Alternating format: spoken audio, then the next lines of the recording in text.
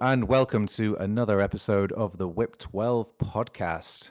I am your host Thomas, aka Diomedes, and today I am joined by my co-host, Blessed Be, aka Ollie. Hi Ollie, how you doing? Hey, yeah, I'm good, thank you. How are you? Yeah, can't complain. Life rolls Mhm. on as always. Waiting impatiently for Operation Mazebreaker. Yeah, I think we all are. Yeah, yeah. How about you? Yeah, I mean, same I mean, thing. Like, I've been, you're a bit closer to it, obviously. So yeah, well, yeah, I've been working on Mazebreaker, right? yeah, So, uh, yeah. yeah, definitely looking forward to that release. I think it's really exciting, actually. Like, two factions in there that I think we could say have maybe needed a look at for a while. So that's really cool. And I think that was one of the motivations for actually doing this episode because when you're looking at new box, you have all of these cool ideas, right? Like, what if this unit did this or did that? And I love to get those kind of creative juices flowing. So that's kind of where I'm coming from right now. Yeah, I mean, I think probably, well, first, I think I should introduce the concept, as it were, Yes, for this yes. episode. With you having said that, you obviously are coming from that background, and I, like, I guess most players, and certainly probably all veteran players, have thought at one time or another, uh, I wish, I wish there was a game that doesn't currently exist. Think Hmm. about it some more, and I come up with a way it might work, and come up with speculative rules, you might say, Mm, or a wish list of things you would love to see in the game. And you and I were chatting the other day, and we thought that's a good premise for an episode. So here we are, and we're yeah. going to talk about the things that we would like to see in Infinity. Mm, I think it's worth sort of prefacing this. It's not an exhaustive list. It's not a list yeah. that we've like alphabetized and thought very deeply about. These are just cool ideas that we like, that we invite you, the listener, to enjoy, and maybe might inspire you to think of something else. So down in the comments or whatever. I don't know how people do these things usually, but share your thoughts with us in the Discord maybe or on our YouTube channel when it's when the audio goes up there. Um, and yeah, maybe we can come up with some other cool things. Mm. Um, how does that sound to you, Ollie? Yeah, sounds great. And I think maybe if CB are listening, hey, here are some ideas. Come and steal them. Um, Yeah, yeah, I'd also like to add, yeah, 100% steal these ideas. CB, if you are yeah, listening, like, I'm not precious, neither of us are. Like, we want to see the best game that there can be. And if CB listens to this and they think, oh, that would fit, that's a cool idea, or yeah. something like it, like, yeah, go jump Take in it. both feet. Yeah, yeah, Yeah, take it, run with it. absolutely. Yeah. I should also say as a preface, I kind of hate doing this because I have to do it like most episodes now. But obviously, not talking about any playtesting stuff. These are just my ideas. I'm not, this has nothing to do with like Mazebreaker and stuff like that. It's just stuff I'm pulling out of my head, and that's it. Yeah, yeah, cool. All right, well, why don't you kick us off? Okay, What's your number one? As I said, number not in one. not in like a, it's not a tier list. It's just the Yeah. first thing on the list, not the number one thing on the list. So my completely randomly sorted number one Yeah. is so this is an idea that I've had for a little while actually that I'd really like to see, and it's some kind of skill that allows a troop to automatically enter suppressive fire, like at the end of a turn or something, without you spending an order. Okay. Um, and the reason why I think this would be really cool is because I think it could like increase the potency of some AROs without necessarily being really stifling and irritating. And I also think it would be a really nice skill on maybe like some cheaper troops, like some line infantry, to make them a little bit scarier, but not, completely Hmm. ridiculous. Um, so yeah, what do you think? I like that. The first thing I thought of when you said that, I've been on a bit of a Toha tip recently. Yeah. They were the army that got me first interested in Infinity way back when, and uh, I've been recollecting them, having sold the army, and I was trying to get hold of some Chaxa long arms, and I Okay. was looking at the Chaxa background for the long arms specifically, and recently I've been doing that. And so when you said this, I thought this would be a perfect skill for that unit. It's the kind of thing where they're a unit that is kind of, they have some cool stuff, some cool guns, Mm, but they're not especially tough. They're not especially like good at hitting the target. right. But if you read the fluff, they're like these creatures that just love shooting big guns. Like Right. they're sort of like bioengineered 40k orcs. Like give them a big Okay. gun, they march into war. They've got a big smile on their faces, and they just love shooting and standing there. They're religious troops. They don't move. They just want to shoot these big guns and have a good time. And I thought, yes, that would fit Yes. them perfectly. And you wouldn't then need to, improve their BS or give them more Right. Vita or whatever. Those kind of traditional things you might imagine would improve the unit. It's like, no, you have it, it marches up the table, and like maybe you spend 2 or 3 orders on it, and then it's an HMG and suppressive fire or Yeah. whatever it is at the table without you having to spend extra orders. That feels really cool. Right. Yeah, and I think it can be a real like lore win for a lot of units. So you've mentioned the Shaxter. I'm actually going to go to another faction you've been playing recently. I think it would be really good for the Hajduk in Shazvasti, Oh yeah, yeah. because I think the fluff of that unit is like, they're supposed to keep people's heads down and stuff. They're supposed to be a bit defensive and like put down sort of accurate reactive fire, that kind of thing. So I think there's a marksman rifle Hajduk, which would There be is, kind of yeah. cool. Like a sapper suppressing thing might be kind of cool. So that's actually where it came from first for me, was when I was looking at Shaz. Okay. Yeah, Mm. that's a cool idea, because in Shaz you look at the Hajduk and it's like, well, why would you ever take that marksman rifle profile like when you have a Right. multi sniper rather, ready to go? Yeah. And usually whenever I've been building lists, it's like you have one in case you want to get a duo and get the burst bonus for the Yes. sniper.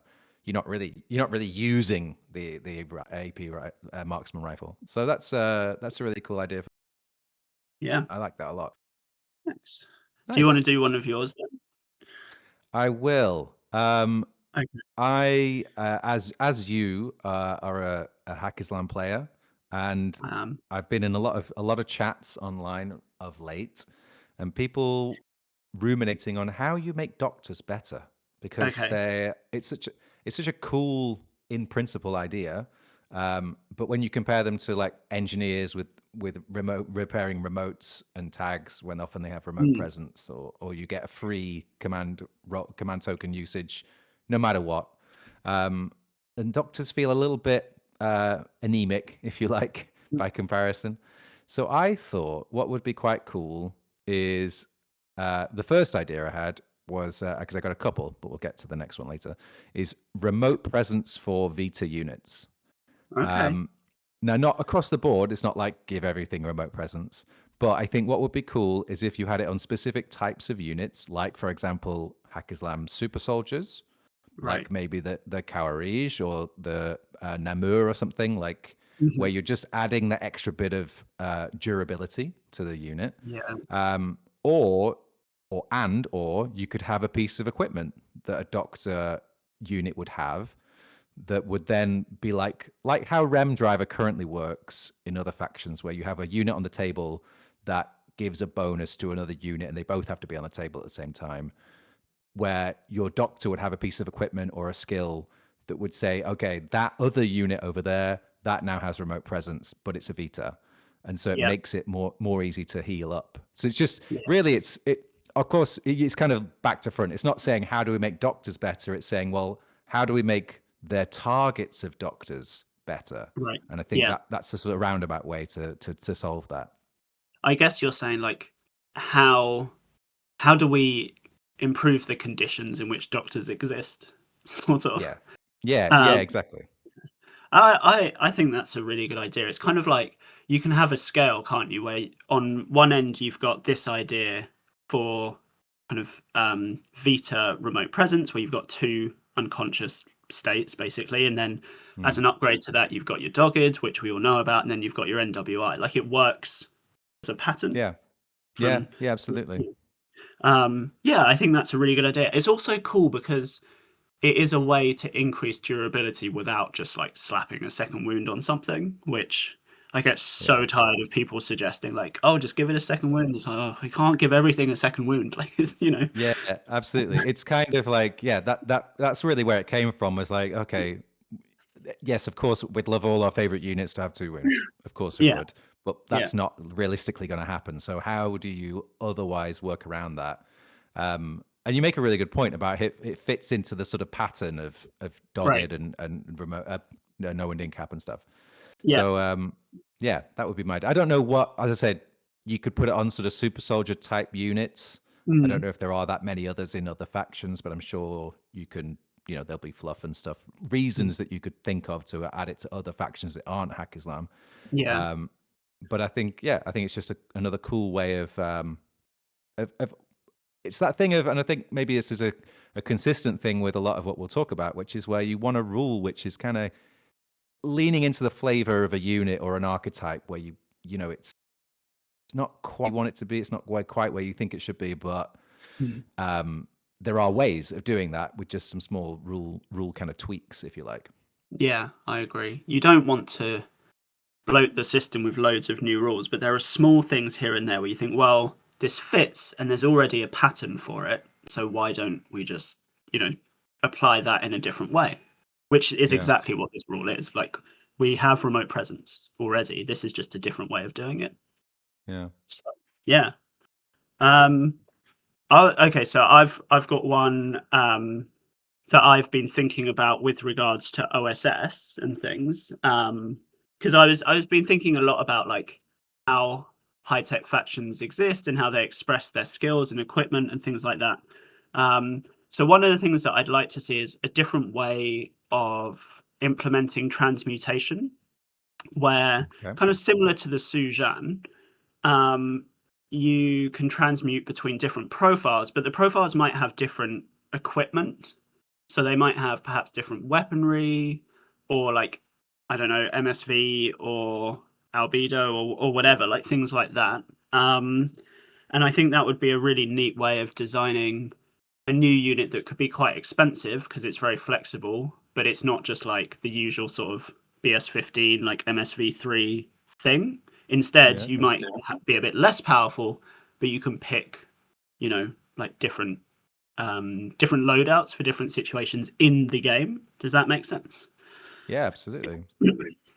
Yeah, I like that idea. I mean, the Sujan is, as you said, it's kind of the example of that kind Yeah, of a unit where, I mean, I've never met a Yuching player who didn't love the Sujan, and right. it's such an impressive and powerful unit, and like, but that feels like quite a high watermark. They are Yeah, so tough and so yeah, fast.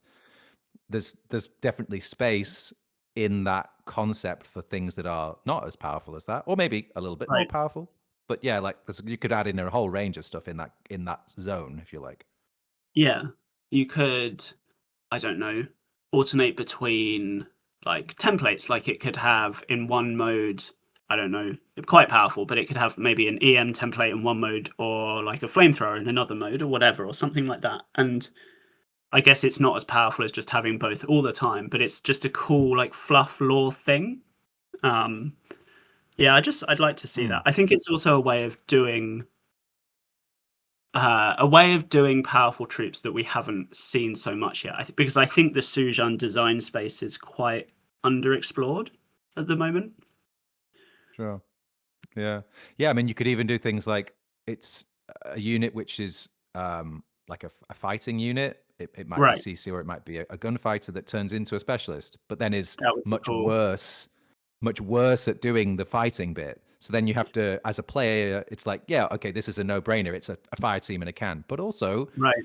you need to have enough orders to get it where it needs to go, change Yeah. into what it needs to do the mission, and change back. Right. Like there's a tension there. It's not immediately just a win. Like Yeah. because you're going to have to spend resources to make that change. Then it's like, yeah, Exactly. okay, that's interesting. Yeah. I think it would be an interesting idea just to mess around with what transmutation can do and like different ways of doing that.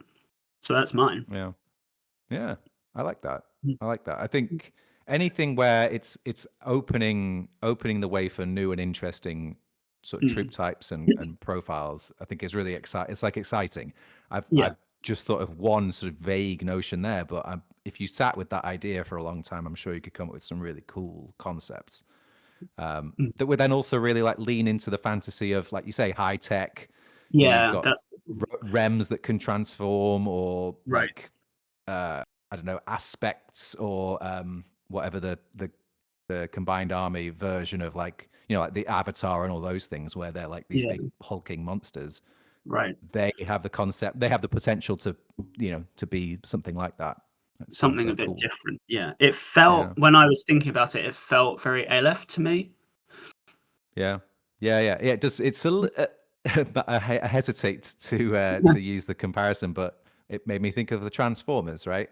Right. You just, Yeah. I'm not a fan of Transformers, but that kind of thing. If it's a robot that is one Yeah. shape and it reformulates itself and becomes a different shape and Mm. does the other thing, yeah, that's Yeah. really cool. Yeah. Okay, Yes. cool. I have a second Doctor thing.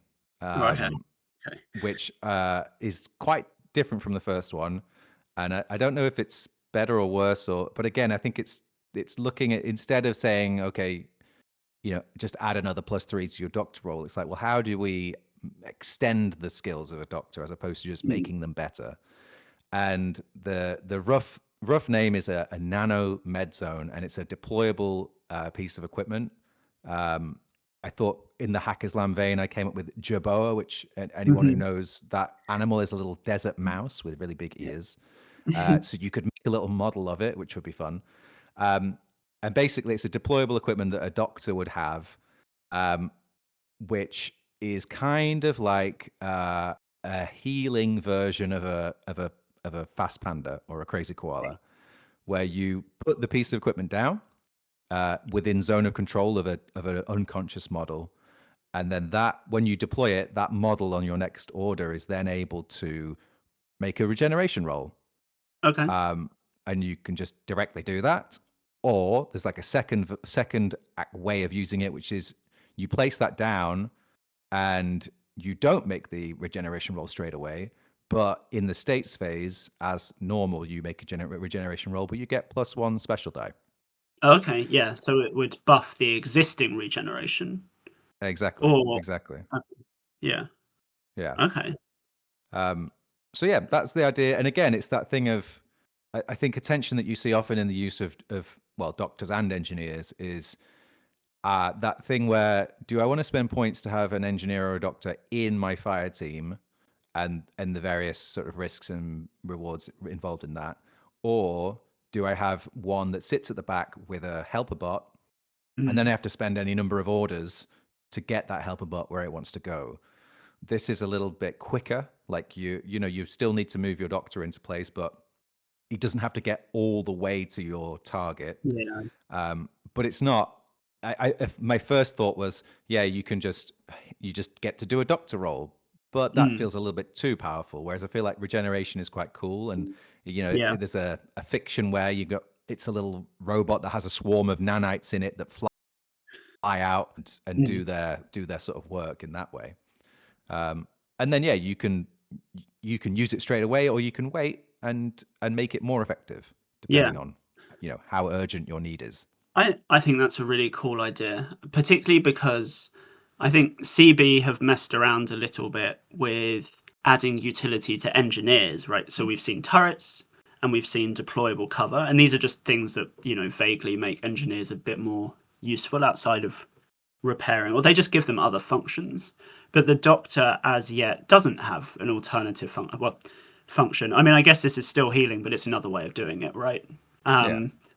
And yeah, I love this idea of a nano med zone. I saw you talking about it the other week, and I thought, yeah, that's great. And because one of the things that people complain about with regards to doctors is that sort of order expenditure and the points, and everyone's like, oh, I could just take another unit or whatever. But having this zone of control equipment, I think, addresses a lot of that. And I also like the idea that it's not as powerful as just directly doctoring. Like, there's still a tension, there's a risk, Mm. but it addresses an issue. I think as well, there's so much you can do with this general idea of like a kind of synergistic, like buffing zone of control thing. Sure, you can do it with doctors. I'm sure you could think of things that like an engineer could have that maybe, I don't know, like makes resets better or something. I'm just, coming up with random ideas right now off the top of my head, but there's a lot of scope for like bits of buffing equipment. Yeah. Yeah, that does feel that way. And I think, we're all very aware that Infinity is an extremely deadly game. Right. And it's extremely resource intensive. So to your point about using doctors, like why would I spend 3 orders to get my doctor to heal something when I could spend those 3 orders killing Mhm. one of my opponent's pieces or something else? Yeah. Um, and similarly with like buffing, it's like, okay, we can't have every unit to the point earlier on. We can't have everyone be 2 wounds, Yeah. BS15 or whatever, but we can have other workarounds that are not as efficient as that, but they still are giving you a little flavor of that and giving you something Yeah. that, helps you feel better in your game when you're getting a bit of a kicking and it's like, Right. okay, well, I have this other thing that can do something else, or I can Yeah. reconstitute my orders in just a little bit of a quicker way than I would otherwise be able to. Yeah. A bit of a padding zone or a buffer or something. Yeah. Yeah. But there's also a really cool usage of this. We've obviously spoken about using it reactively, like after the thing has gone unconscious, but maybe there would be a good argument to use this sort of proactively, like before something goes unconscious, to protect an ARO piece. So if they do go down, maybe they could regenerate like after they go down, if that makes Yeah. sense. Yeah. Yeah. Absolutely. Yeah. That would be really interesting. Yeah. Yeah, and that brings me back to the thing about the remote presence Vita and having a rule that works kind of like Rem Driver for that, Mhm. where I think Rem Driver as a rule is kind of it's cool, and the idea of buffing using one unit to buff another unit, yeah, Yeah, you can obviously expand that in a much bigger way. I think with yeah, deployable equipment and those kind of stuff. Like it would be quite cool to put down like a thing like the Nano Med Zone or something else, like I know, a mhm, targeting matrix where if you walk a unit into that zone of control, it gives them a +1 BS or something, yeah. It does or an something. extra special die or something like that. And Yeah, it's fixed in that place. So it could be you put it in the wrong place and it doesn't really help you, or you could put it yeah. somewhere and it's really actually key to controlling a zone or whatever.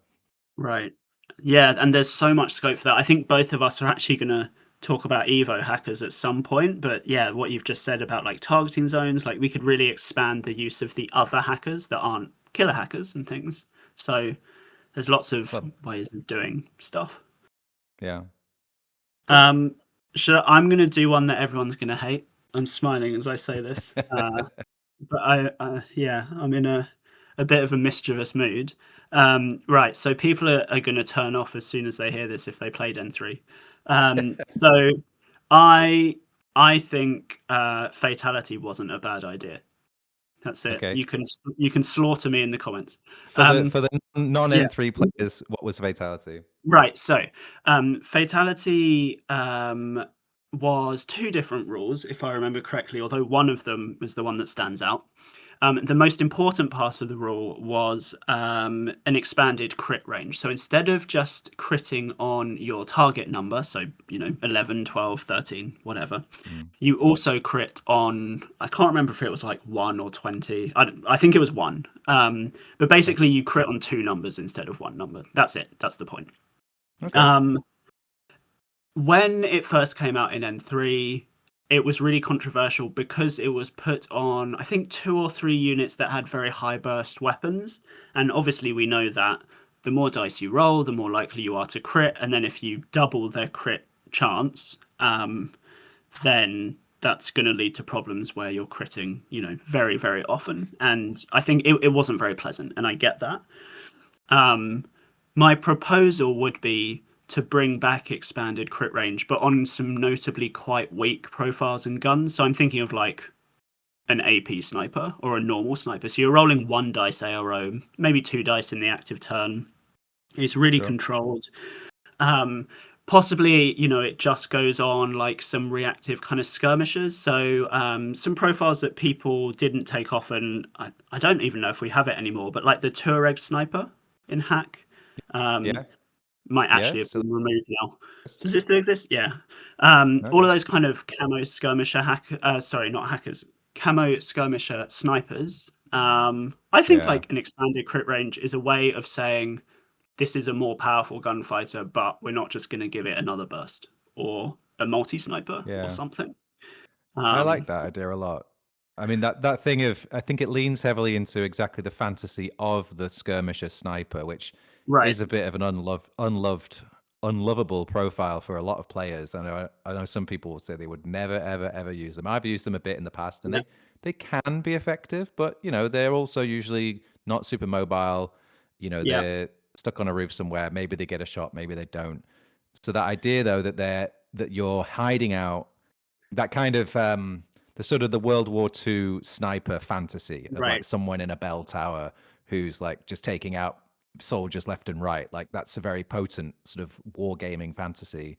And doing something like this is like, yeah, that sniper is up there on the roof, and they're more deadly than someone with a machine gun because they've got the time and the space and the sort of like patience and stuff to pick the right shot and Yeah. get more of a critical hit, which then ties into the rule, as it were. Yeah. Right. And it is also worth saying, of course, that critical hits aren't as powerful now as they used to be. So, for those that True. don't know, critical hits used to do an automatic wound. Now they just force another save. But yeah, I was thinking about oh, what's the profile? The sniper Spetsnaz. No one really takes the sniper Spetsnaz. They take the HMG or the parachutist. Yeah. It fits into that general sense of like it's a camouflage unit with a low burst weapon that's AP. It's not like double action or anything. People don't love it. What could we do? Well, I think giving it +1 burst is really boring. You could just give it an expanded crit range, and then it's kind of interesting. Um, Yeah. I'm going to say my next controversial thing, which is that I'm not even entirely convinced it would suddenly make like the Tuareg sniper or the skirmisher sniper that good, to be honest with you. Although No. maybe people disagree, but I think it's cool. Yeah, and I think that there's space in the game obviously for rules which are cool but don't like turn a piece that was previously unloved into like a game-winning unit. Right. Like it doesn't need to be every rule is like that. No. And I think there are plenty of players that play for the fantasy, right? Of like Right. and I think that fantasy of the skirmish sniper is kind of underutilized if we're thinking of it in Yeah. that way. Like I've built my list so that it has these cool pieces. I'm not, I might go to a competition, but I'm not like Mm. being competitive in inverted commas. Like I'm just having there to have fun, and a fun Yeah. thing with a war game would be something like that. Yeah, I agree. I think it's a cool idea. The problem was it was misapplied, I think, initially. And my argument is I think there is a way to apply it that would be both, yeah, cool and not too silly. Yeah.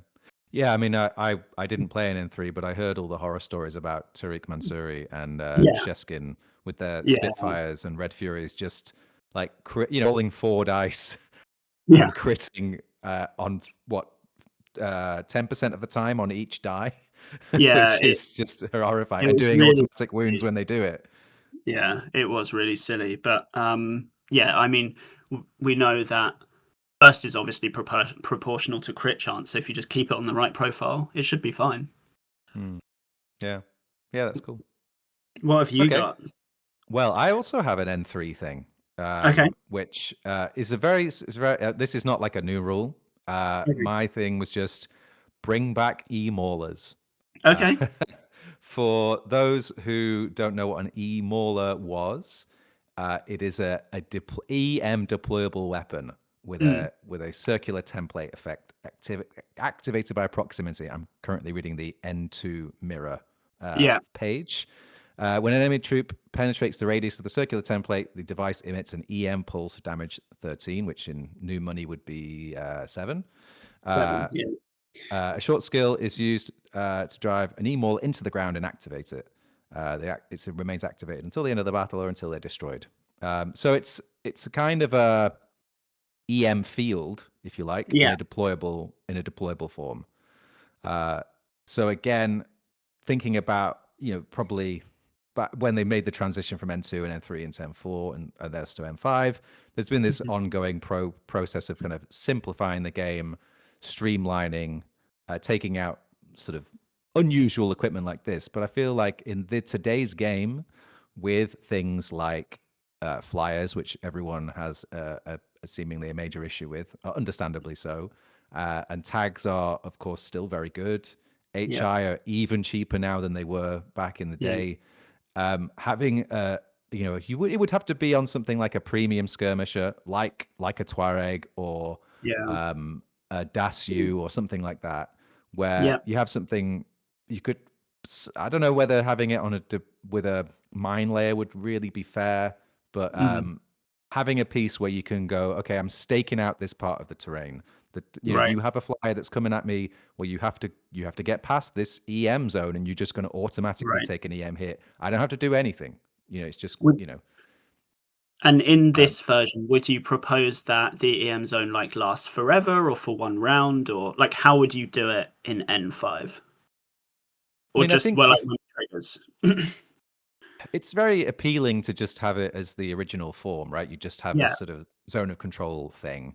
Yeah. That would be pretty powerful, though, especially if your opponent doesn't have a deactivator or doesn't have any like sort of cheap thing that can just run in and kind of get rid of Mm. it. Because you could really just stall someone out with like putting an E-mauler behind a building somewhere, and all of a sudden they just can't go in there. Mm. Yeah. Um, so I think it would be quite cool. Something like, in fact, the disco ball, how that works, Right. where although it activates for one turn, Yeah. um, and then you have to use a deactivator to reactivate it, Right. something like Yeah. that. That Yeah, might that work. makes sense. Um, I guess like if it's reactive, it has to be a round rather than a turn. But yeah, Yeah. I see that. I see that. You know, another thing that you could have that might make it feel a bit fair is like you put the E-mauler down, it makes this zone, but the zone still like makes an attack. So they can try and reset or something. Like it becomes like a face to face. You give Oh the yeah. E-mauler like an attribute. Like Yeah, absolutely. Yeah, yeah, you're absolutely right there. It would be something you'd be able to face, yeah, right. like with a mine or whatever. Yeah. Yeah, that would be kind of cool. I do really like we're really talking about messing around with like kind of zone of control, like zoning things a lot. Yeah. Um, and it Yeah. is yeah, it is kind of a bit underexplored, isn't it? Because you've got mines and repeaters, and that's jammers, I guess, and Yeah. that's it really. Yeah, Um, and it kind of I think all these things they play into the specific fantasy of whatever given unit, but they also play into this fantasy of a sci-fi, sort of mm, cyberpunky like game, like in this world of extremely high tech stuff. You know, it feels right that there should be like weird and wonderful bits of equipment that are gonna shape the battlefield in certain yeah, ways, especially when you have such unmatched factions in a lot of ways. There are yeah, some. I was listening to Rob Shepard the other day talking about Rama Task Force, and he described yeah, it as a challenge faction. And mm, and I think that's a good way of describing. There are some factions which just will struggle against other yes, factions. And so if you don't necessarily have to make everyone have a BS14 min minus yeah, 3 shooter, yeah, like this is a way of diversifying that. So you get factions maybe like Rama Task Force as an example, where they're highly funded, but they don't have that the sort of HI tag technology as such, but they right, have access to other things which can smooth out the differences in yeah. in a sort of asymmetrical way. Yeah, I'm also a big fan of reactive options that aren't just putting a troop on ARO. Yeah. And this is exactly one of them. So yeah, I think that's really cool. Yeah. Cool. Um, What have you got next? well, I've only got two left now. I'll start with one of them, which I think would segue well into one of yours. Okay. So I'm going to talk about Evo hackers. I think they're a bit unloved in this edition, and I was thinking similarly. What if so? Evo hackers at the moment primarily have the role of like buffing your stuff. It makes your stuff better. Yeah. You've got like fairy dust stuff like that. Um, what if Evo hackers could have like a debuff program where within the hackable area, like any hacking thing got like I don't know -1 BS or something like that, or moved less far or something. Um, I haven't like fully formulated this, but I think it would make Evo hackers a lot more useful. I think it also obviously helps a bit against like, you know, those nasty alpha strikes and flyers a bit, where it's giving you another option without necessarily having to fork out for Yeah. like a really expensive hacker that you might not want to pay for. Um, and the other thing is, I just feel like there needs to be a bit more reason to take an Evo hacker outside of almost signaling to your opponent that you might have a parachutist, a combat jump troop, Yeah. which they kind of do a lot of the time. Yeah. What do you Absolutely. think of like expanding Evo hackers a bit? I mean, I mean, you're preaching to the choir Yeah, here as an yeah, OSS player. Completely agree. You know, in OSS, I pretty much take an Evo hacker all the time, yeah, precisely because it buffs my remotes. But mm, that's really the only reason. And it's this big base model that, yeah, you know, chips into my SWC mhm, costs. It's not super expensive, but it's kind of a little bit redundant in a lot of ways. It's kind of there to do one thing the yeah, whole game, usually, yeah, maybe two things. You know, you might buff a remote and then all of a sudden you want to bring in your combat jump trooper. yeah, And like you can look upon this as maybe it's a good thing, right? There's a lot of synergy with an Evo hacker. You go, okay, well, if I take one of those, then I also want to take a TR bot, mm, different kind of gunfighting rem, and I also want to take a combat jumping trooper. But the reverse of that is like, in order to justify the unit in my army, I have to a buffable rem, yes, and I have to take a combat because yes, otherwise it's a flash pulse remote instead.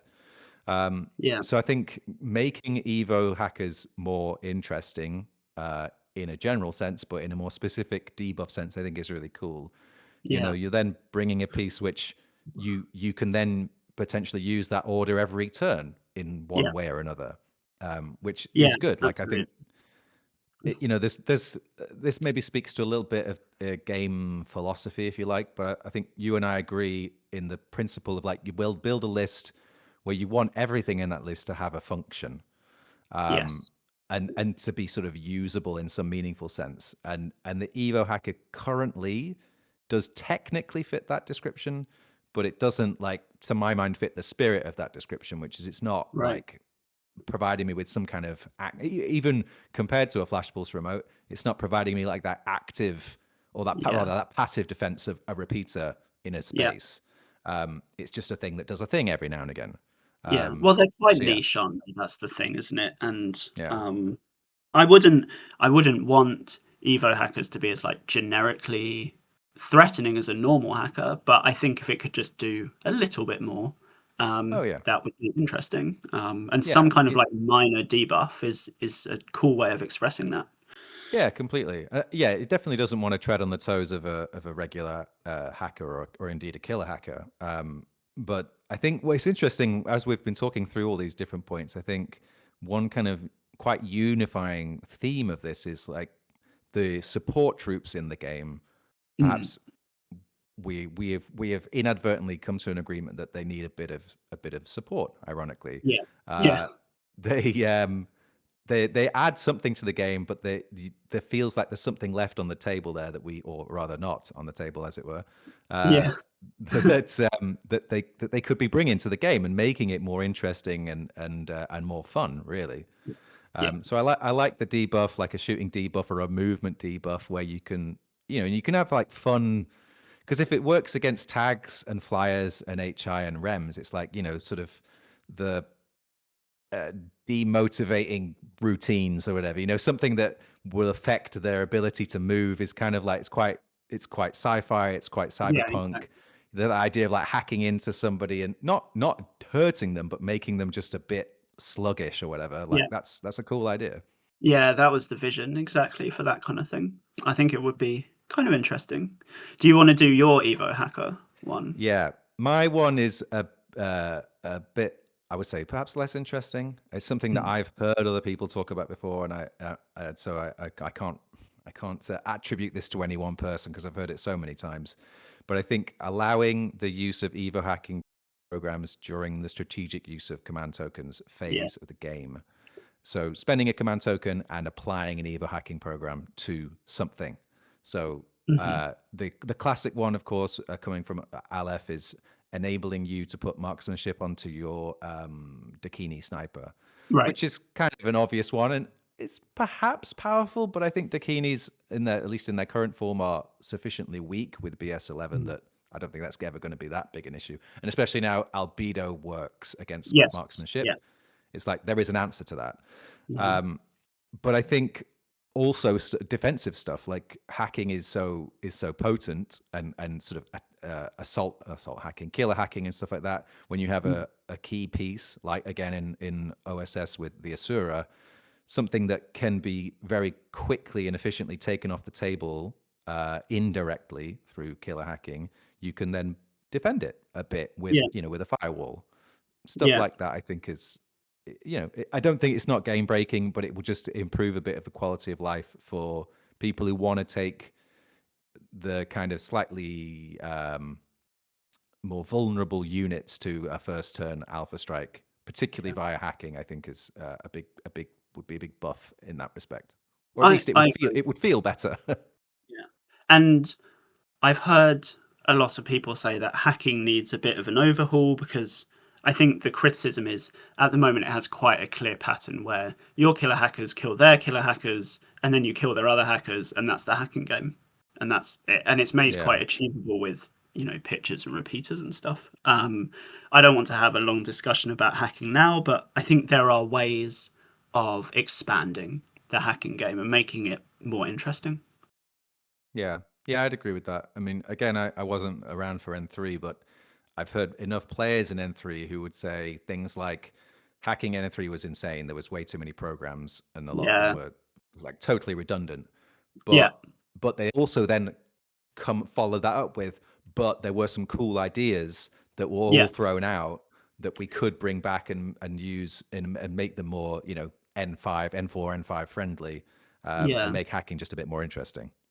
I agree. I think my opinion for a while has been that I really love N5, but I think there's a middle ground between N3 and N5, where N3 was, undeniably quite a bloated game. N5, in my opinion, is much more streamlined. I think there's room for a couple more bits and pieces. Mm, yeah, agreed. Um, Agreed. so I've only got one left for me now, and this is one that I just came up with before we started speaking today. So it's very rough, but I'll go into it. So most of mine have a bit more of a sort of defensive flavor, and I've been thinking a lot about kind of AROs and things, and because I know a lot of them aren't that well loved, except for kind of hidden deployment things, etc. So I was thinking. Um, what if engineers got a piece of equipment or a skill or something that allowed a unit to have like increased stats or armor or something like that, um, but it made that troop immobile? Um, so you could call it like brace armor or something like that, and it might increase a unit's armor by, I don't know, 2, 3 or something. But then Okay. you lose the ability to like dodge, and obviously you can't guts. You're just there. I don't know how useful it would be, but it could be kind of interesting. I'm not sure. What Yeah, do you think of that like, kind of idea? I like that kind of idea. I think the, I mean, yeah, it feels like it would be one of those things that perhaps, if I were to be critical, would be that it's the kind of skill which would kind of shut someone out of a game late on, Yeah, where, if you've got a button push mission and you're going first and you do all of the stuff and then you have orders left to put your like heavy infantry yeah, a heavy machine gun guy in suppressive in the middle of the table, and then you give it also brace armor and it ends up with yeah, 7 in yeah, cover, something like that. in suppressive fire, and your opponent, by that point you've kind of eroded their ability to even hurt something like that. Yeah, um but that said, I think it also has potential, um for things like, again, equalizing that sort of giving you another asymmetrical option against opponents, where I often, when I used to play Capitalki a lot, you look at your army for AROs and it's like, "Ugh, do I have anything that's really gonna be able to fight a Swiss Guard Yeah, right. uh, or a Yan Ho or something. But if you had that, something like brace armor, and you could put it on your Azrael Feuerbark, it's like, Yeah, okay, maybe it is only ever going to be hitting on like 3 or something, but yeah, it's also a really stiff thing to actually put down. yeah, Um, and that's quite cool. So I think I like it, but I think you'd have to just be careful where you applied it.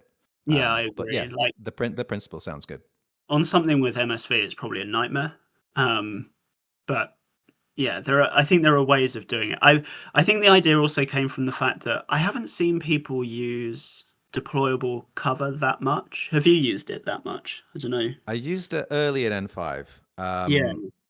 I I kind of liked it. The way I used it was actually not for my own troops. It was Right. in unmasking, I think, and I used it to block one of the HVTs and give them Oh, armor.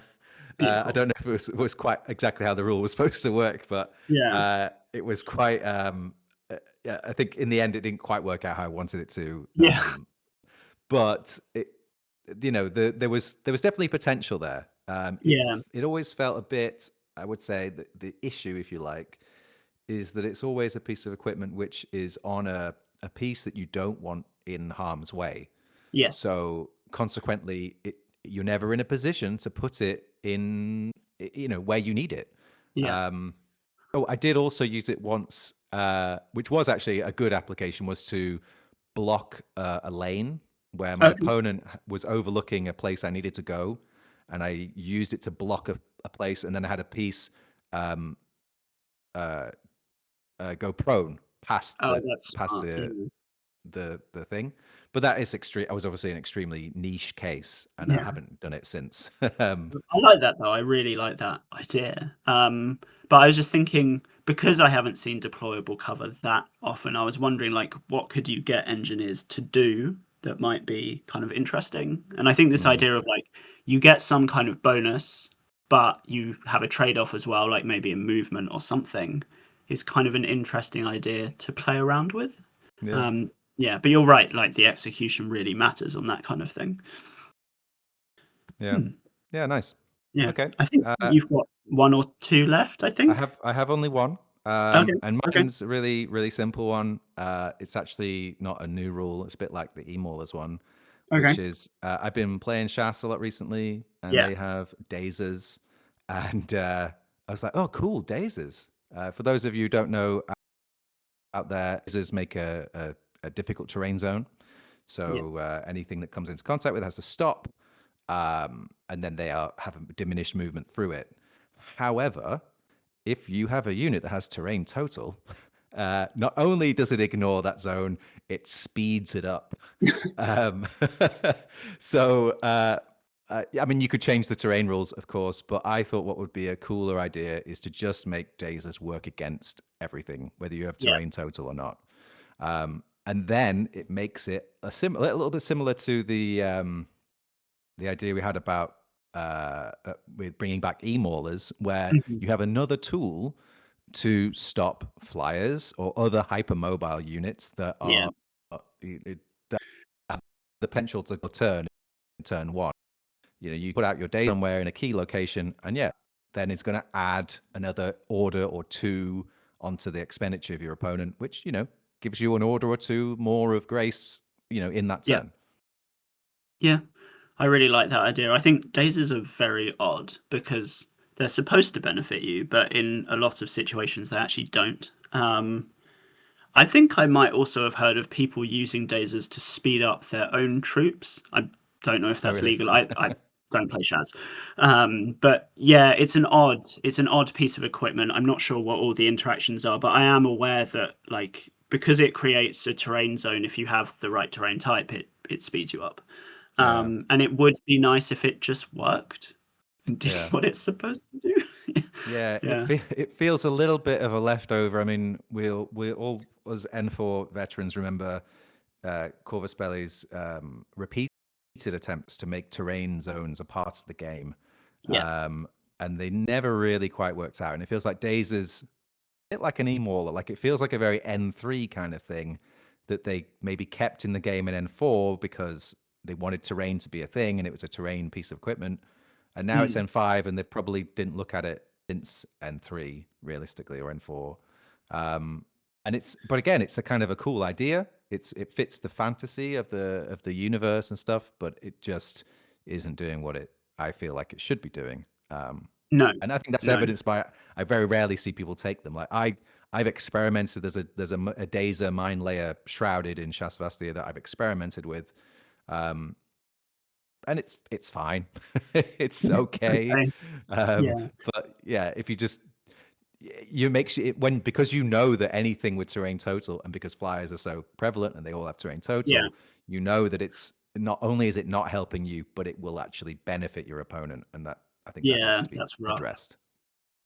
That's just not good. Yeah. Yeah, I agree with you. And also, I think the benefit of this kind of thing is Dazers are already in the game. You just need to kind of change the application a little bit, and that's Yeah. it. Yeah. Yeah. Cool. Well, I think we've had like a cool chat. We've covered some things. Do you have any sort of final thoughts?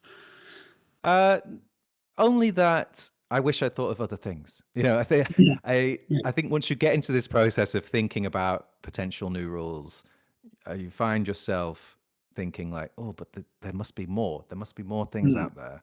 And I think it's a sort of a natural step, which I'd not until we talked about it really sort of actively taken, which is from the thing which I think all players do, which is you look at your favorite unit and you go, wouldn't it be good if it just had this or that? Yeah. Wouldn't it be great if it could just have a tweak in this direction or that direction? And those ideas are fine, but like you can do those ad nauseum. Like Mm. you could go through literally every profile in the game and make it a little bit cooler. Yeah. Whereas this is like leave the units alone. There's so many of them, and they've all got a use in one way or another. But you could by making these sort of more global changes to the game, Yeah. I think they have obviously a greater efficacy. Like everybody will feel that in the game, and you're kind of enhancing the fantasy for everybody. Yeah. So I think I sort of want to keep going and doing more of them. yeah, it is really exciting because what this is about is kind of creating new avenues for the whole game to go in, rather than just saying like this one profile should be Yeah. different. There's a big difference Yeah. in them. Yeah. Yeah, and when people talk about buffing profiles, there's always the accusation can always be leveled, and I've done this and had it done to me, which is you just like this thing and you Yeah. want it to benefit you on the table more than it Yeah. does, which is fine. That's a normal instinct to have. But I think if we think more holistically about the health and enjoyment of the game, like there are these kind of bigger changes that will, that everyone can enjoy, basically. Exactly. Yeah, that's the thing. Yeah, it's cool. I really like episodes like this though, where just chat about stuff. It's good. Cool. Do you have any final thoughts? Yeah, I just echoing your kind of earlier sentiment that it's interesting that we both independently came up with ideas that are around kind of utility mostly. Very few of our ideas were like directly combat related. I think a couple of them were, but not many.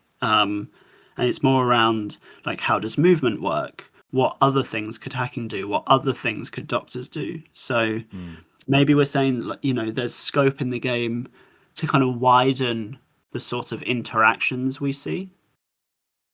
Yeah, I very much agree. Obviously, because we came to the same conclusion. We did. But yeah, I think it does. I mean, it's only a sample size of 2 people, but Yeah. I think when again thinking a little bit more high level in terms of the game, the popularity of the game, the kind of retention of players, those kinds of questions. As we've talked many times, the game is extremely deadly. Yeah. And that is a feature, right? It's good, it's fun. That does play into the fantasy of play, of being Yeah. powerful on the table. But you need to balance that and give people the tools to balance that are not just directly related to my gun shoots better. Yeah. Yeah. So yeah. Yeah, I agree entirely. Anyway, I'm happy. I'm very happy. Yeah. Good. Me too. All right. Well, in that case, all that remains is to say Thank you, dear listeners, for tuning in. We hope you've enjoyed this episode of the Whip 12 podcast. As I said at the start, if you have any thoughts, tell us that we're wrong, tell us we're right. Tell us we're right, obviously. Jump into the IGL Discord. We're in there all the time, or onto our YouTube channel, and that's the Whip 12 podcast. And let us know what you think, because I think this kind of thing can generate a huge amount of enjoyable discussion and get us all dreaming about the game that we love. Amazing. Cool. This is the Whip 12 podcast. Thanks very much. Bye. Bye.